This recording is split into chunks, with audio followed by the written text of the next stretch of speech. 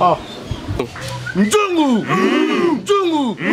Njungu! Congo même à président Fatiti la deuxième mandat. Comment tu as fait Maboko?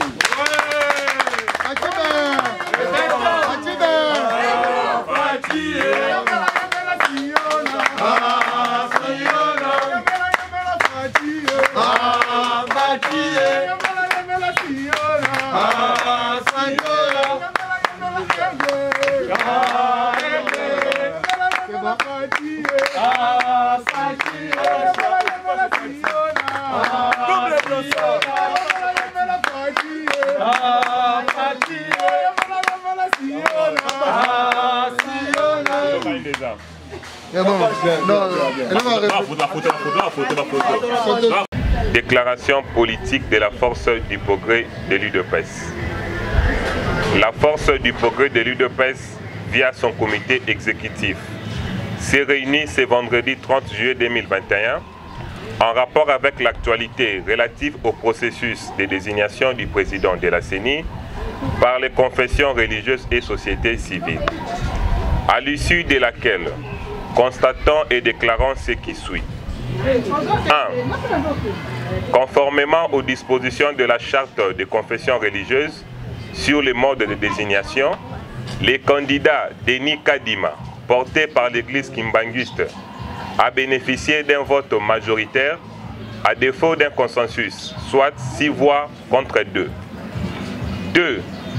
Déplorons le blocage du processus de finalisation par l'église catholique et l'église protestante par leur refus infondé de signer les PV de désignation sur base d'un motif tribal, du fait que les candidats plébiscités est de la tribu des Balouba. 3. Nous dénonçons avec force l'attitude dangereuse des dites églises à travers la haine qu'elles affichent contre les Balouba, tout en leur demandant de revenir au sentiment patriotique d'unité et de cohésion nationale. 4. Encourageons les confessions religieuses à s'assumer, à ne pas céder face à la manipulation, aux tentatives de corruption et intimidation, en déposant les PV de vote sanctionnant la désignation du candidat de l'église kimbanguiste auprès de l'honorable président de l'Assemblée nationale, Christophe Mbosso, et à ces derniers, c'est-à-dire le président Christophe Mbosso, de s'assumer également en prenant acte du dépôt des 10 CPV. 5. Avertissons que si les blocages persistent, la force du progrès s'assumera par la voie de la rue, comme elle sait bien le faire, afin de remettre les pendules à l'heure. Que vive la démocratie, que vive l'état des droits, que vive la RDC. Pour le comité exécutif, nous avons lu et nous vous remercions. Force du progrès vivant. Force du progrès vivant.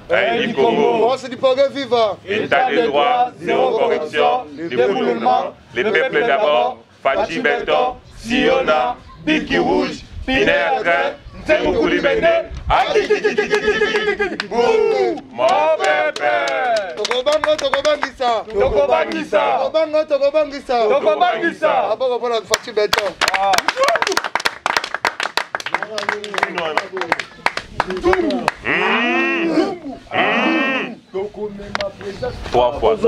Je me présente d'abord, moi c'est M.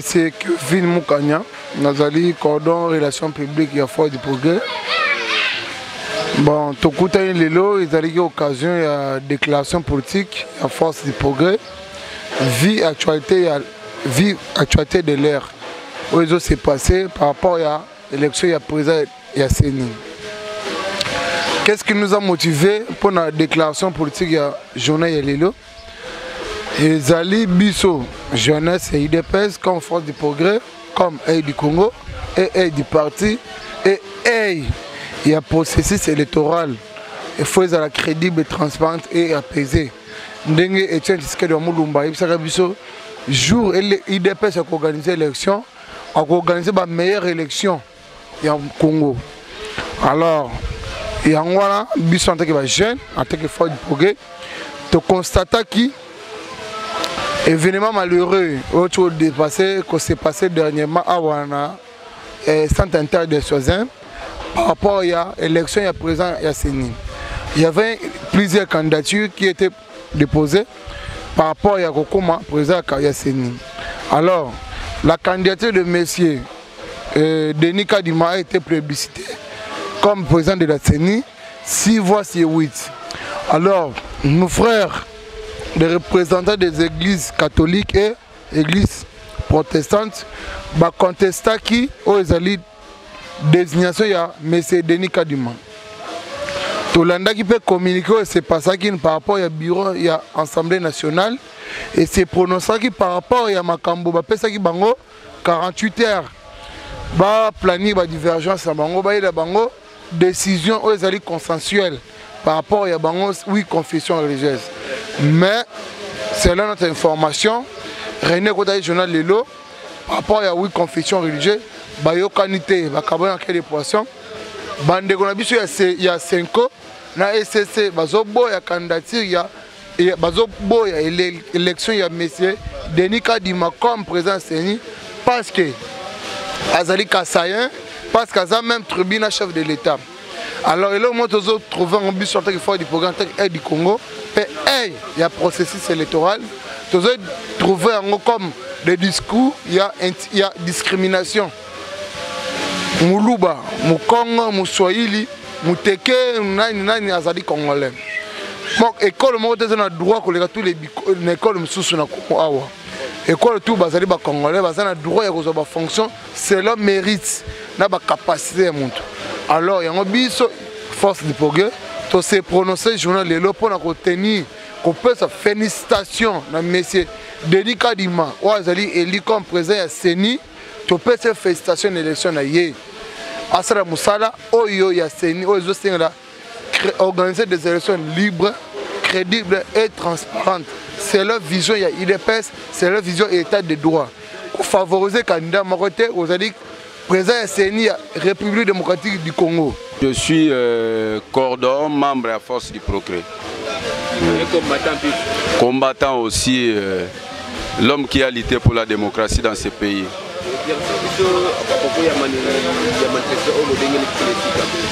Merci beaucoup. Comme l'UDPS a tant lutté pour bannir les antivaleurs, pour restaurer un état de droit, la voie démocratique, c'est pour cela on ne cesse jamais Yakoloba. On est là pour combattre les faits Yamabe, oezo s'est passé dans Mboka Nabiso, viba responsable de la confession religieuse. Bazala na mboka oyo bandakala ba mon premier ministre swahiliphone, président de la République swahiliphone, président de la Cour constitutionnelle swahiliphone, ba mona lisusu ba poste clé ya mboka oyo occupé toujours par les swahiliphones. Totikala komo na déclaration na bangote. Mais le monsieur notre président Kadima a été élu. Il a passé par une voie démocratique. Alors pourquoi qu'on épingler, qu'on susciter une haine tribale, qu'on manifester, surtout binoba responsable, il y a une confession religieuse, ceux qui ont manifesté déjà une haine tribale, au sein de la communauté nabino, bozana ba représentant ya ba tribu wana, ceux qui bino s'opposer, bango pe ba lobi ba se retirer, ça sera un chaos. Alors to sengi na ba responsable nyonso ba confession, to sale la bolingo parce que Christ a tout codé à tiango na terme ya bolingo, to sala na bolingo, totala bikolote, to sala bomoko. C'est pour cela to zosenga na bande ko na biso ba confession religion. La voie de la raison, c'est la démocratie.